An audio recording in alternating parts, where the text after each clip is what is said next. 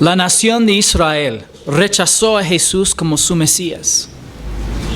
Pero una generación futura de Israel confiará en Él y Él les dará el reino. Estamos estudiando la última semana del ministerio público de nuestro Señor. Los relatos más detallados de esos últimos días provienen del recolector de impuestos que convirtió en el apóstol Mateo. También del asociado cercano del apóstol Pedro, que se llama Marcos, y también el compañero del apóstol Pablo, Lucas, y el apóstol Juan. Ellos escribieron los 4 evangelios. Pero la llamada historia secular, y solamente digo llamada porque no hay tal cosa como un historiador que no tenga una perspectiva espiritual acerca de sí mismo o acerca del mundo. Entonces, pero en la llamada historia secular también atestigua a todos los jugadores clave durante la última semana del ministerio público del Señor, tales como Poncio Pilato, el gobernador de Jerusalén, Herodes Antipas, el tetrarca de Galilea o rey de Galilea, Aná, el sumo sacerdote reconocido por el pueblo judío, Caifás, el sumo sacerdote reconocido por Roma, y por supuesto Jesús de Nazaret. Los ministerios del profeta Juan y de Jesús de Nazaret están bien atestiguados en la historia del mundo. Aunque muchos historiadores dudan de los milagros del Señor, sus milagros son afirmados por los judíos que creyeron en Él y por los judíos que no creyeron en Él. A lo largo de los siglos, el pueblo judío no ha debatido el hecho de los milagros de Jesús, sino solo su fuente. Los líderes religiosos de Israel concluyeron que Jesús era un hechicero poseído por Satanás. Una minoría de los gobernantes de Israel, ricos, pobres y marginados, concluyeron que Jesús era el Mesías, el Dios de Israel, hecho hombre, el Salvador prometido del pueblo y del mundo. Para ilustrar la actitud de los líderes religiosos, Jesús enseñó una parábola sobre un hombre que plantó una viña. Y enseñó esa parábola el martes 31 de marzo en el año 33 después de Cristo. Ese martes fue un día largo y tal vez algunos de ustedes recuerdan el día largo en que los líderes religiosos cometieron la blasfemia contra el Espíritu Santo.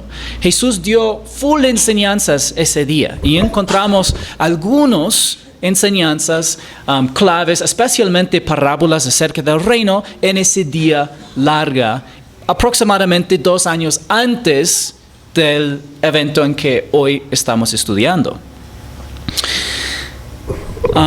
Ya hemos estudiado, entonces en el día largo que estudiaremos en el transcurso de las siguientes semanas, veremos estos 10 puntos, estos 12 puntos o discursos y argumentos, porque fue un día full. Jesús tuvo que debatir con muchos diferentes grupos religiosos que se acercaron para ponerle a pruebas, para hacerle preguntas, pero específicamente para intentar hacerle fallar en algo, para que se viera mal ante el pueblo judío. Pero ya hemos visto el desafío de la autoridad de Jesús. También vimos la parábola de los 2 hijos, la respuesta de Jesús y su pregunta acerca de Juan el Bautista para hacer que los líderes religiosos o tenían que negar a Juan el Bautista o si lo reconocieran, tenían que también reconocer a Jesús y el fuente de su autoridad que era del Padre. Pero hoy estudiaremos la parábola de la viña. Entonces, por favor, abren sus Biblias conmigo en Marcos capítulo 12, versículo 1.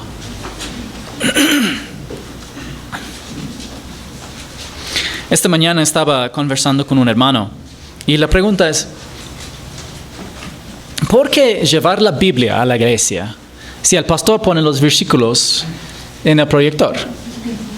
Entonces, no es necesario, ¿no es cierto?, de traer la Biblia a la iglesia si puedes ver ahí mismo, ¿no es cierto?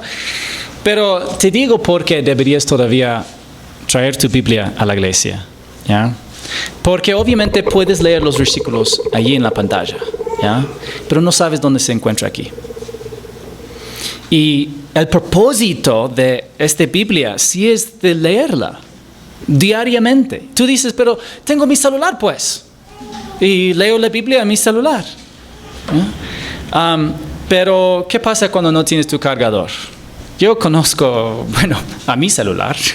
Y también yo he visto a ustedes con sus celulares y saben apagar a rato, ¿ya? Y no tiene ahí su Biblia. La otra cosa es muy diferente. Yo sí he comprobado. Cuando yo digo, quiero compartir un versículo contigo y ocupo el celular, a diferencia si digo, quiero compartir un versículo contigo y ocupo la Biblia. No hay comparación en la atención y seriedad que la gente trata con la Biblia así impresa.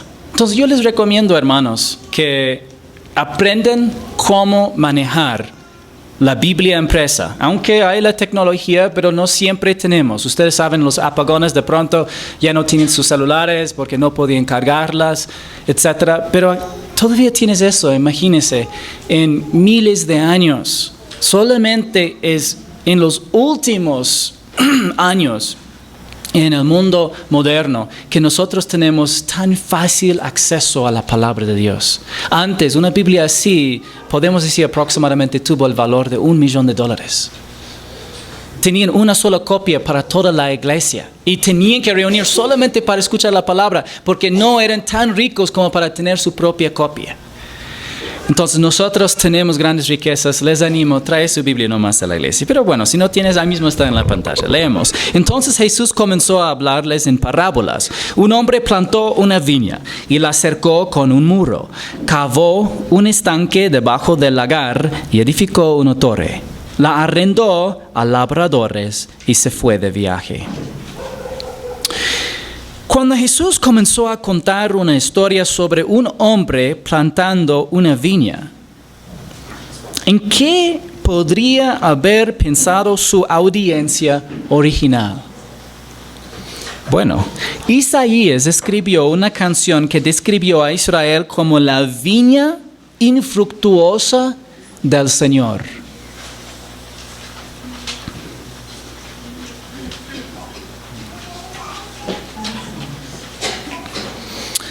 Isaías 5, 1 y 2 dice, cantaré ahora a mi amado, el canto de mi amado acerca de su viña. Mi bien amado tenía una viña en una fértil colina. La cavó por todas partes, quitó sus piedras y las plantó de vides escogidas. Edificó una torre en medio de ella y también excavó en ella un lagar. Esperaba que produjera uvas buenas, pero solo produjo uvas silvestres.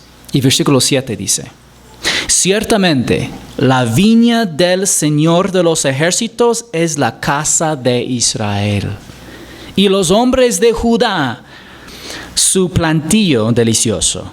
Él esperaba equidad, pero hubo derramamiento de sangre. Justicia, pero hubo clamor. Por lo tanto, la viña probablemente representa a Israel.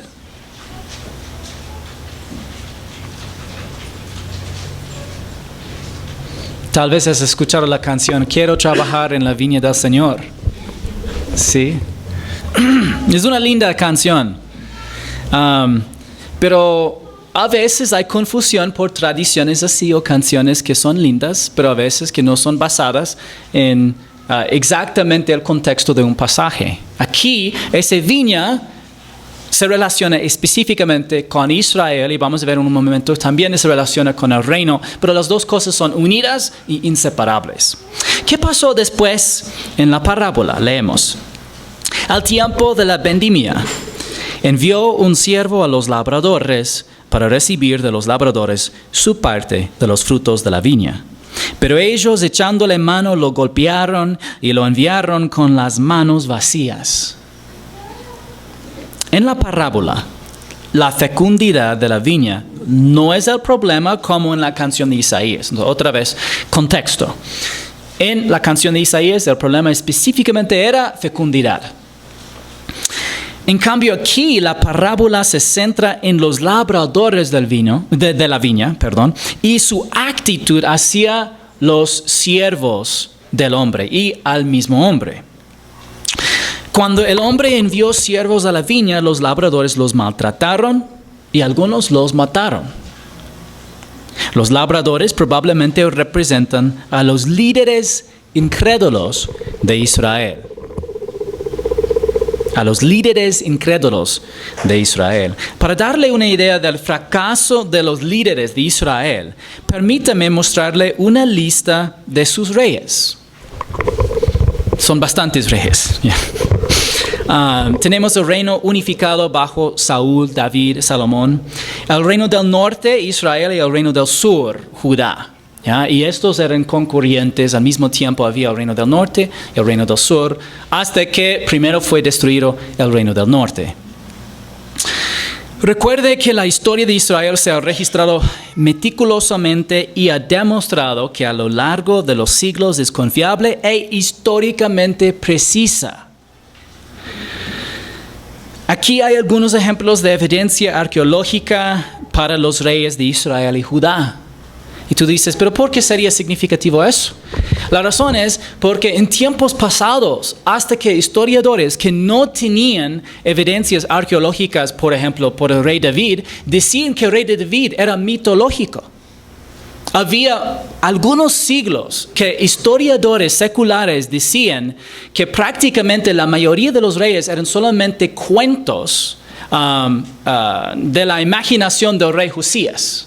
Y ya aceptaban solamente unos de los últimos reyes y decían que ellos ya crearon esa mitología. Pero después ya sacaron de la tierra algunos diferentes evidencias arqueológicas desde los primeros reyes hasta los últimos reyes. Es decir, que no hay cuestión. Ahora, por los seculares, por los creyentes, siempre hemos creído lo que dice la Biblia, ¿ya? Pero todavía es significativo y importante para que el pueblo de Dios sepa de que a través de los siglos muchas personas han cuestionado los récords y la información que encontramos en las Sagradas Escrituras. Pero en cada asunto, poco a poco, la Biblia siempre se ha encontrado vindicado, porque siempre tuvo la razón. La Biblia nunca ha sido un texto mitológico o un libro de cuentos judíos. Si bien tiene varios géneros literarios, es decir, que tenemos poesía, tenemos narrativa histórica, tenemos algunos géneros literarios, pero todavía se ha demostrado una y otra vez ser históricamente verificable. Incluso muchas veces ahora ya han tenido que admitir y aceptar que en algunos asuntos, realmente en todos, deberían dar preferencia a la fiabilidad de la Biblia en vez de algún otro lista de reyes o algún otro lista de gobernadores en algún sector o región que viene de otro pueblo o otro grupo, porque la Biblia más bien se ha encontrado como históricamente verificable y confiable. Pero volvemos entonces a la lista, ya comprobada ahora por la arqueología, pero en algunos tiempos pasados decían, no sabemos si estos realmente eran los reyes, y se comparan con algunos otros textos de los sumerianos en que ni se sabe si realmente eran estos reyes o no, y le pones las fechas y edades, etc., y muchas cosas son no confiables, pero en la Biblia sí. Pero ¿qué tiene de trágico esta lista de reyes? Los nombres en negrita eran los únicos reyes justos.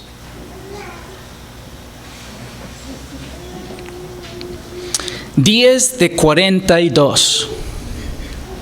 Menos de un cuarto de los reyes eran reyes justos. Y ningún rey del norte.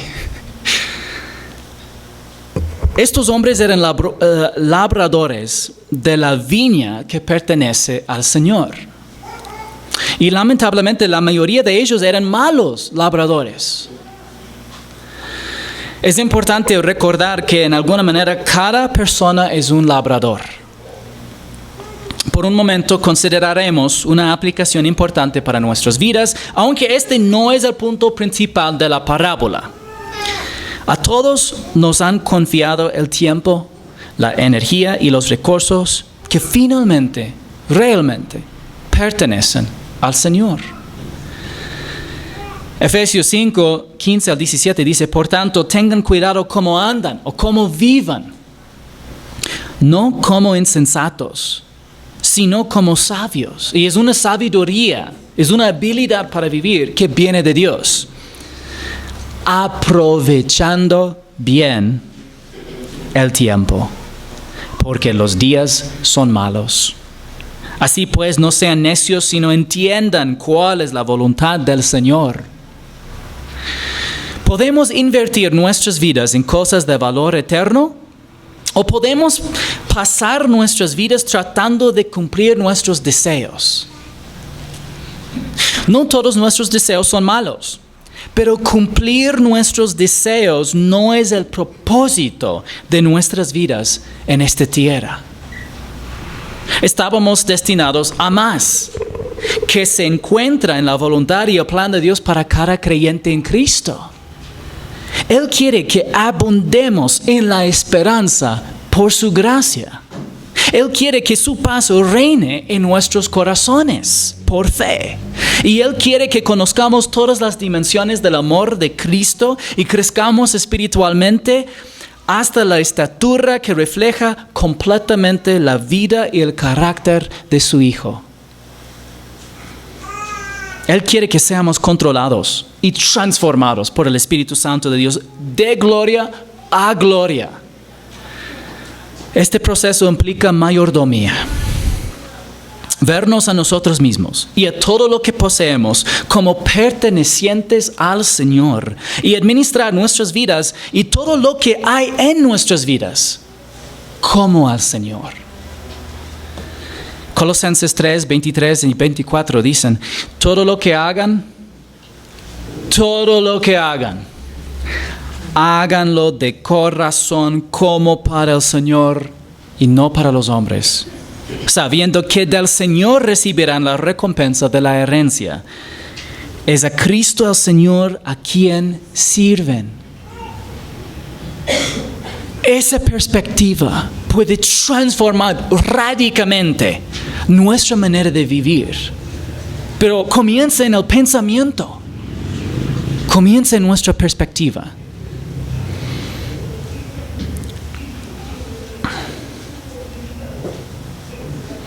Los siervos de la parábola probablemente representan a los profetas hasta Juan.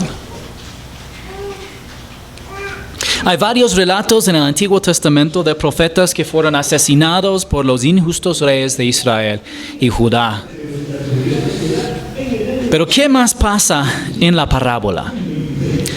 Todavía le quedaba un hijo amado, y les envió a este último diciendo, respetarán a mi hijo. ¿A quién representa el hijo? Obvio, ¿no? El hijo en la parábola representa a Jesucristo.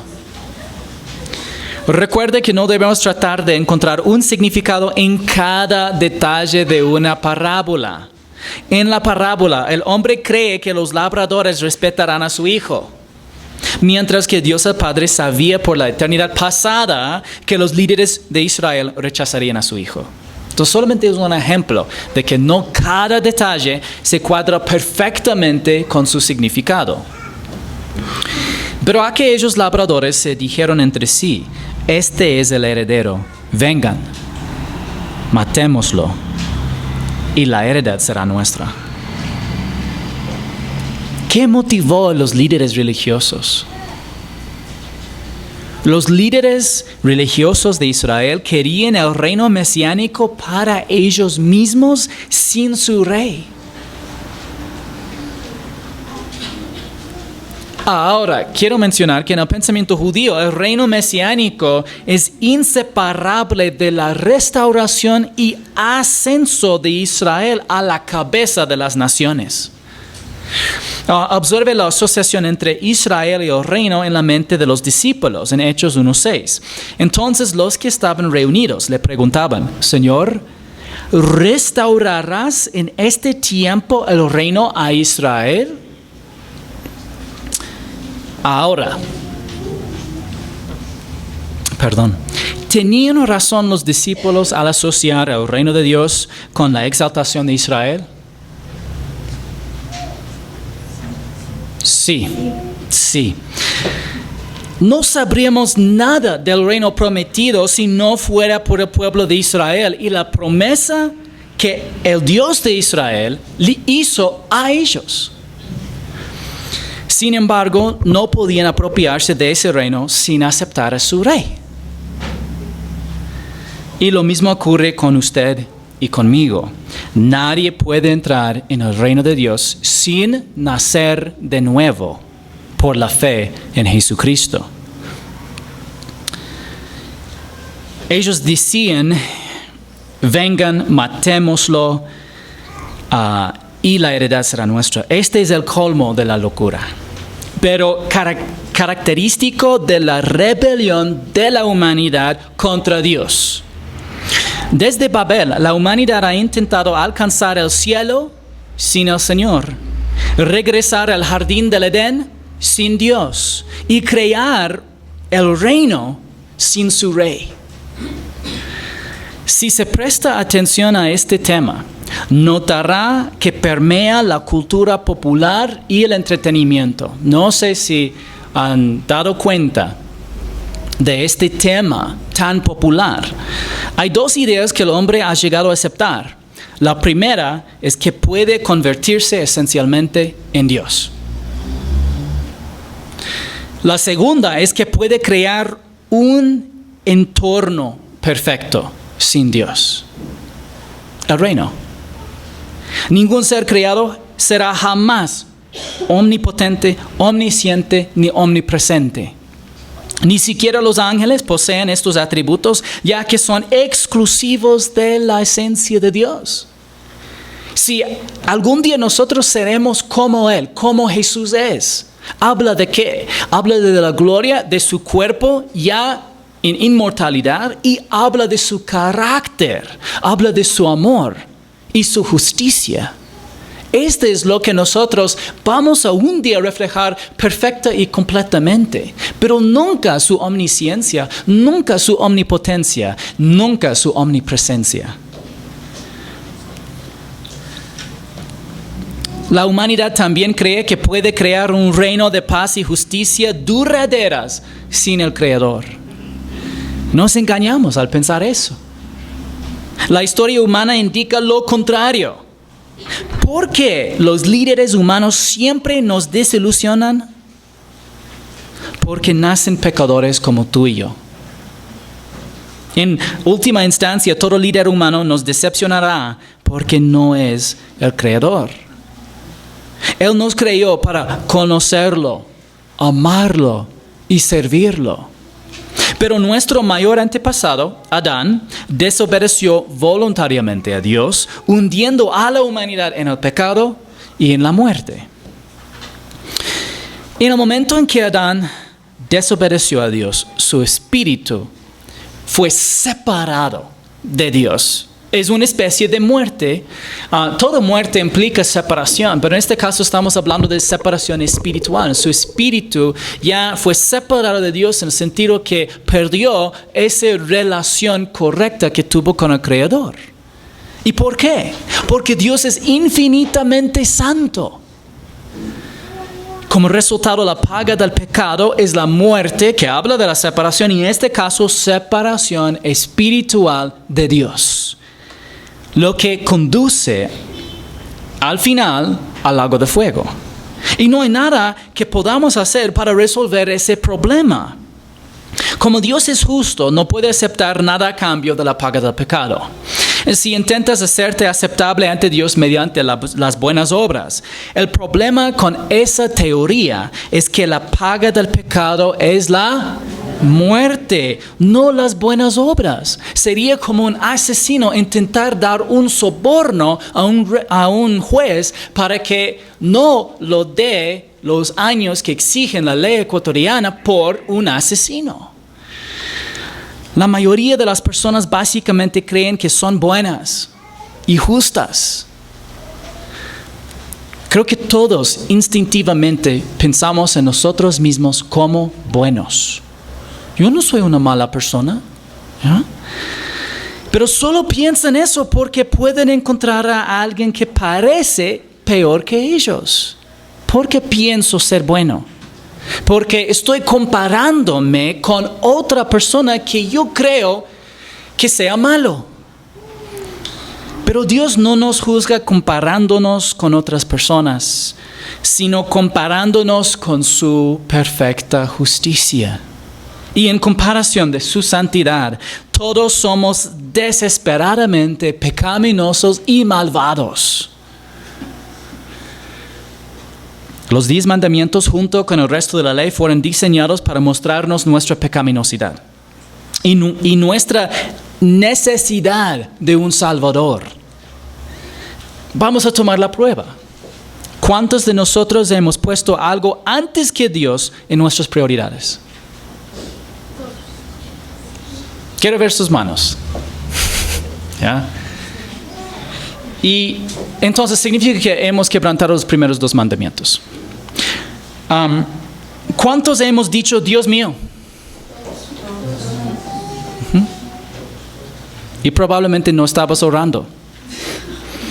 ¿Cuántos hemos fallado en descansar en el Señor y en sus promesas?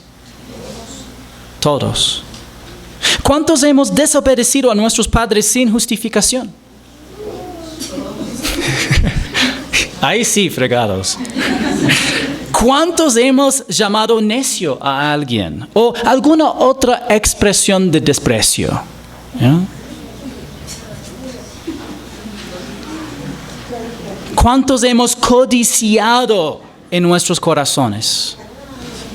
¿Sí? ¿Cuántos hemos tomado algo que no nos pertenecía? Como los lápices de la iglesia.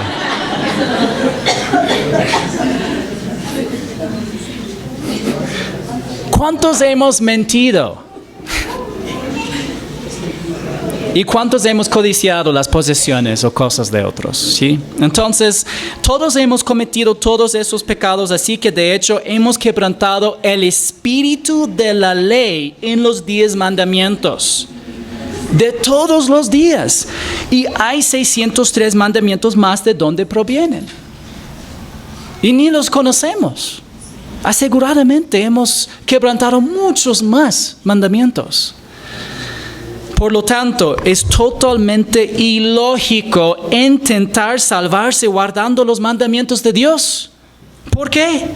Puesto que ya has fracasado miserablemente en la prueba. Por eso la humanidad necesitaba un Salvador. Espero que entiendan y espero que están dispuestos de permitir que sus corazones enfrenten la realidad desesperada del caso humano. Literalmente es imposible de ya decir, bueno, Señor, yo voy a cumplir todo lo que tú mandes acá para que me aceptes en el cielo. No has guardado todo lo que está acá. Por lo que es imposible guardar todo lo que está acá. Dios es infinitamente santo. Significa que solamente con un solo pecado nosotros hemos errado el blanco. Y esta es la razón que necesitamos un Salvador. Alguien que nos rescatara de la paga del pecado que nosotros merecemos.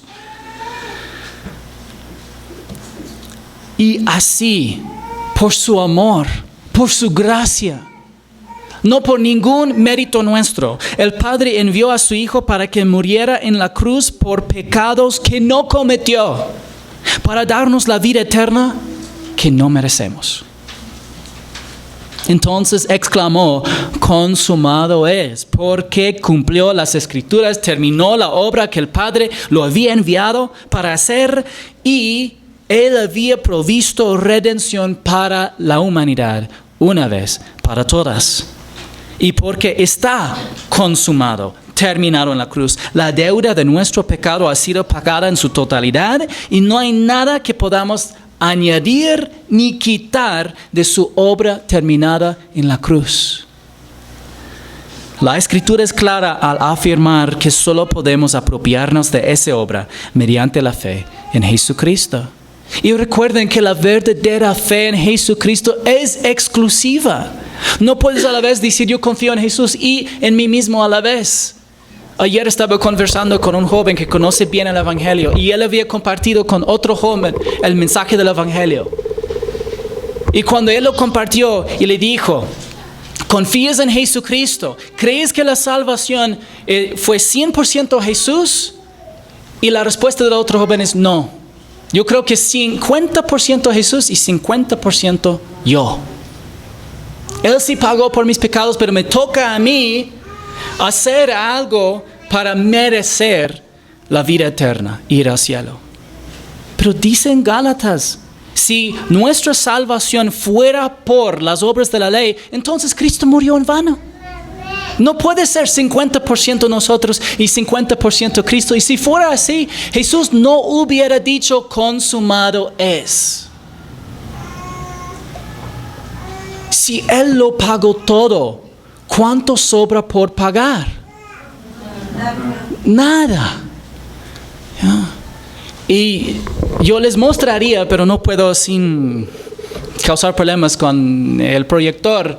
Pero a veces yo solamente conecto mi celular cuando estoy predicando a unos jóvenes. Conecto mi celular para que puedan ver el calculador. Porque ellos saben decir, muchos. Sí, todavía me toca pagar por muchos pecados. Conecto el celular y hacemos literalmente, matemáticamente, para que entiendan. Si Él pagó por todos los pecados pasados, presentes y futuros, entonces no te queda ninguna, o ningún pecado por pagar. Pero es una decisión tuya. O tú aceptas su pago completo, o tú intentas pagar. Entonces no es de que tú dices, bueno Jesús, tú pagaste por 150,000 de mis pecados, pero yo pagaré por los otros 150,000. No, es o tú aceptas que Él pagó los 300,000, o tú tratas de pagar, pero si tú pagues, ¿a dónde quedará para la eternidad? En el lago de fuego. Sí. Porque tan simplemente, o tú aceptas que Él lo pagó todo, o tú confías en alguien o algo más para salvarte. Pero la paga del pecado es muerte. Es la única cosa que nos pudo salvar, era la muerte de Jesús. Es la razón que nos toca depositar nuestra fe únicamente en Él, para nuestra salvación y vida eterna. La Escritura es clara al afirmar que solo podemos apropiarnos de esa obra mediante la fe en Jesucristo.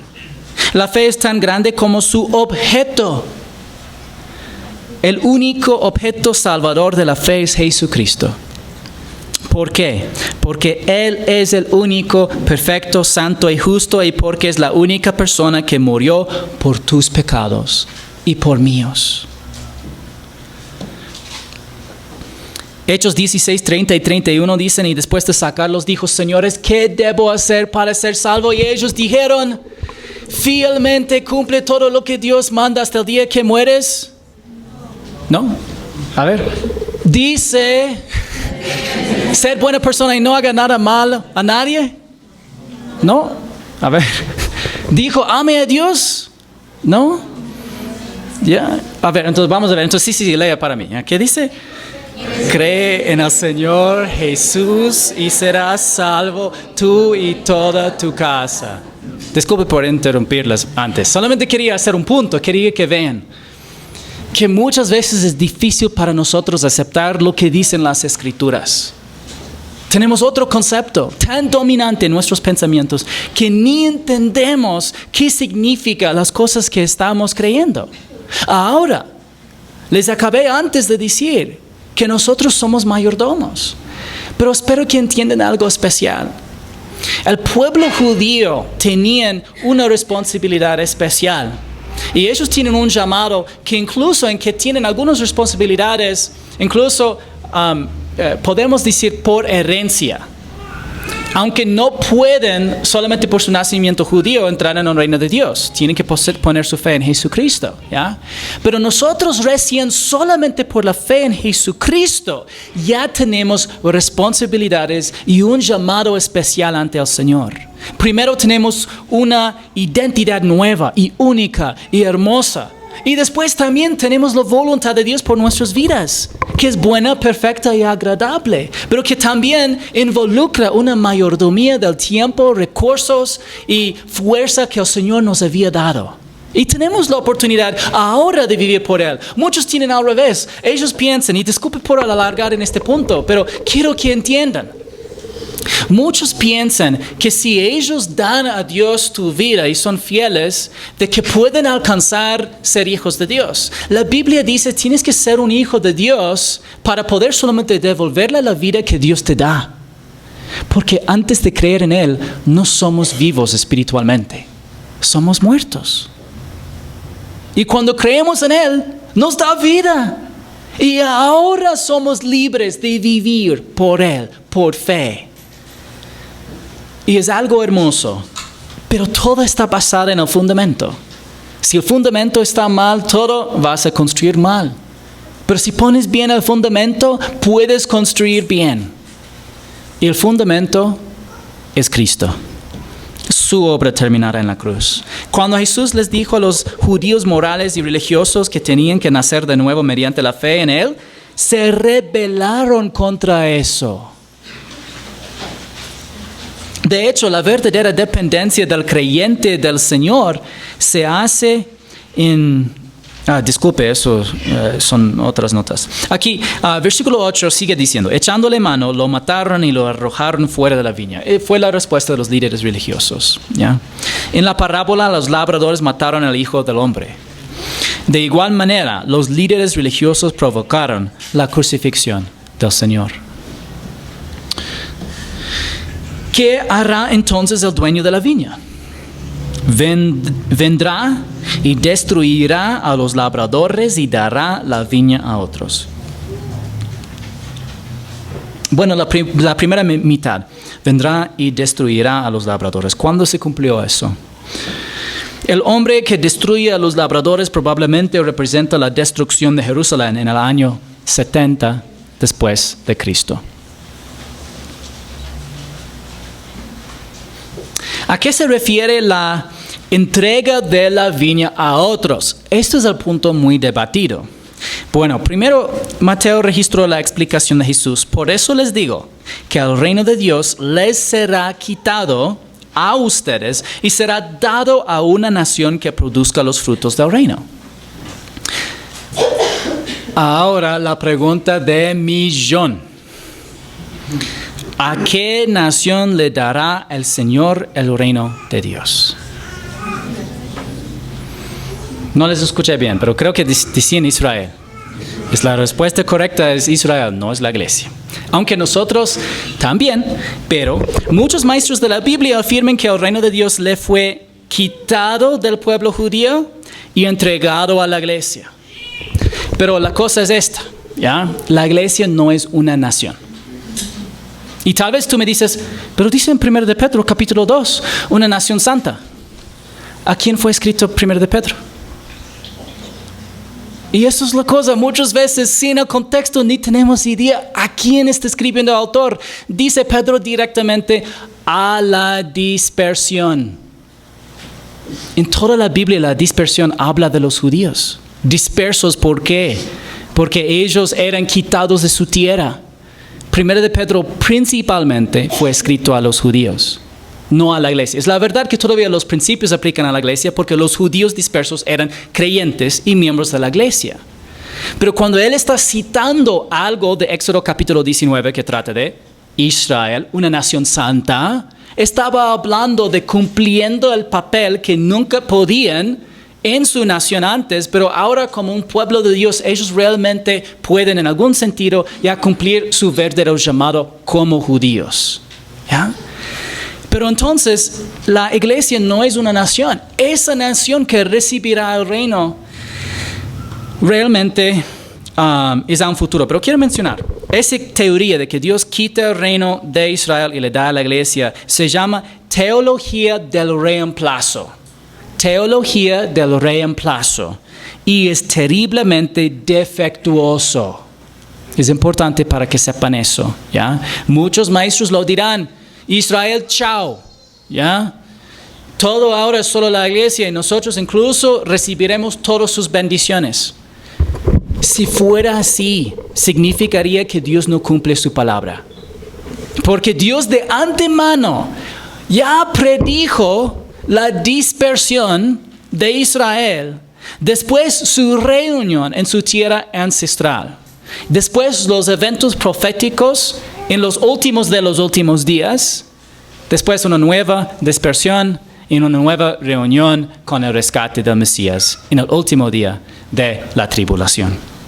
Pero entonces, ¿a quién le dará el Señor el reino? Una futura generación de la nación de Israel será regenerada al final de la tribulación y el reino les será dado. Tú dices, ¿cómo sabes eso? Porque está en toda la Biblia. Ustedes dicen, pero pastor, ¿por qué haces así como que no aguantas algo? Es porque hay tantos que no creen lo que simple y claramente dice la Biblia. Y deberíamos creerlo. La Biblia es tan clara en respecto a ese tema. Todos los judíos mesiánicos que viven en la tierra al momento del rapto serán arrebatados al cielo junto con el resto de la iglesia, ¿ya? Todos los judíos mesiánicos hoy, vamos a decir que hoy fuera el día del rapto. Sería tan lindo, ¿no es cierto? Iríamos al cielo, ¿ya? Pero también serán llevados todos, o serían llevados todos los judíos mesiánicos con nosotros, porque ellos también son miembros de la Iglesia Universal. De entre la población judía restante, los 144,000 confiarán en Jesús como Dios de Israel y levantarán con un ministerio único, con un testimonio especial. Durante la primera mitad de la tribulación, la mayoría del pueblo judío seguirá sin creer. Pero cuando se erija la abominación desoladora en el tercer templo judío, un nuevo remanente de judíos creyentes huirá de Judea a los montes de Petra en Jordania, donde serán protegidos por la segunda mitad de la tribulación, 3 años y medio. Y al final de la tribulación, un grupo de judíos incrédulos tomará el control de Jerusalén justo antes de ser rodeados por los ejércitos del anticristo. Y cuando sitie Jerusalén, conquistará el anticristo la mitad de la ciudad. Y entonces, ante una muerte segura, la resistencia judía en Jerusalén considerará a Jesús. Leemos en Zacarías 12:10, y derramaré sobre la casa de David y sobre los habitantes de Jerusalén el espíritu de gracia y de súplica. Y me mirarán a mí, a quien han traspasado, y se lamentarán por él, como quien se lamenta por un hijo único. Y llorarán por él, como se llora por un primogénito. La resistencia en Jerusalén comprenderá por fin que Jesús es el Mesías. Recordarán que sus antepasados causaron que Jesús fuera traspasado. Y ellos sentirán la culpa. Creerán que Él, Jesús, es Yahweh, el único Dios verdadero de Israel, que se hizo hombre y murió en la cruz por nuestros pecados. Y en ese momento, cuando pongan su fe en Él, recibirán el derramamiento del Espíritu Santo y entonces lamentarán la muerte del Mesías. Y llorarán por Él. En aquel día habrá gran lamentación en Jerusalén, como la lamentación de Adad Rimón en la llanura de Megiddo. Adad Rimón en la llanura de Megiddo probablemente se refiere al duelo que hizo el pueblo judío para la muerte de su rey Josías, que era muy amado por la nación. Cada familia de Israel lamentará en los versículos que sigue en versículos 12 y 13, nos demuestra cómo cada familia de Israel lamentará la muerte del Mesías. Y tras arrepentirse interiormente y cambiar de pensamiento sobre Jesús como el Mesías y Dios de Israel, demostrarán ese cambio interior con un profundo pesar por su culpa nacional. Y estos nuevos creyentes judíos sentirán más remordimiento por la muerte de Cristo que por por su propia situación. Es decir, ellos sentirán más pena por la muerte de Jesús que por su inminente muerte. Y finalmente experimentará el arrepentimiento nacional en el último día de la tribulación. Y sucederá que en aquel día no habrá luz, las luminarias se oscurecerán, será un día único, conocido solo del Señor, ni día ni noche, y sucederá que a la hora de la tarde habrá luz. Después de su arrepentimiento nacional, todas las fuentes naturales de luz se apagarán. Y los judíos invocarán el nombre del Señor para ser liberados. Y sucederá en toda la tierra, declara el Señor, que 2 partes serán cortadas en ella y perecerán, pero la tercera quedará en ella. Y meteré la tercera parte en el fuego, los refinaré como se refina la plata y los probaré como se prueba el oro. Hablando del tiempo en la tribulación en general, pero llegando al último momento, invocarán mi nombre y yo les responderé. Diré, ellos son mi pueblo, y ellos dirán, el Señor es mi Dios. Este es el futuro de Israel. Y el pueblo invocará el nombre del Señor y Él regresará por ellos. Es la razón que Satanás quiere que se destruyan a los judíos. ¿Por qué? Porque en su mente Él ya entiende. Jesús no volverá a la tierra, al aire, sí, para la iglesia, pero no volverá a la tierra hasta que se arrepiente Israel y invocarán a su nombre. Entonces, si no hay un pueblo judío, no vuelva Jesús. Aunque esto es una locura. Esto nunca va a suceder. Dios protegerá a su pueblo. Dios cumple sus promesas. Ellos van a arrepentir. Ellos van a invocar su nombre y Él volverá. Pero espero que entonces entiendan por qué el mundo odia a los judíos. No es como son, ¿ya? No es por algo que han hecho, ¿ya? Todo el mundo, nosotros todos somos pecadores y ningún pueblo es perfecto, ni ninguna nación es perfecta, ¿ya? Pero la razón que el mundo los odia es porque el Señor los ama. Esta es la razón. Pero el Señor es fiel y los salvará. Esa es la nación que producirá los frutos del reino. Y para explicar las acciones de los labradores en la parábola, Jesús citó las Escrituras. Ni aún esta escritura han leído. La piedra que desecharon los constructores, esa en piedra angular, se ha convertido. Esto fue hecho de parte del Señor y es maravilloso en nuestros ojos. Wow, hermanos, ya no queda más tiempo. Me gustaría que sigamos estudiando, pero tendremos que seguir el estudio la próxima semana. Pero es importante que nosotros aprendamos de las Sagradas Escrituras acerca del pasado, presente y futuro de la nación de Israel.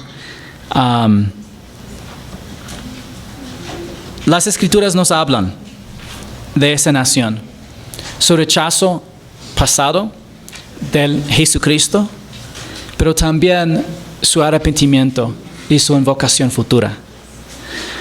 Con miles de años de anticipación, el Señor predijo que Israel sería dispersado nuevamente y regresaría a su tierra ancestral, y esa predicción se cumplió en 1948. Las Escrituras también nos dicen que una futura generación de Israel aceptará a Jesús como su Mesías e incluso lamentará su muerte en medio del asedio final de Jerusalén. Ellos recibirán el reino y nosotros lo recibiremos con ellos, solo que lo recibiremos después de regresar con el Señor del cielo, montando caballos blancos. Y no tendremos miedo. Mientras tanto, el Señor quiere que seamos buenos administradores, viéndonos como a nosotros mismos y a todo lo que tenemos como pertenecientes al Señor.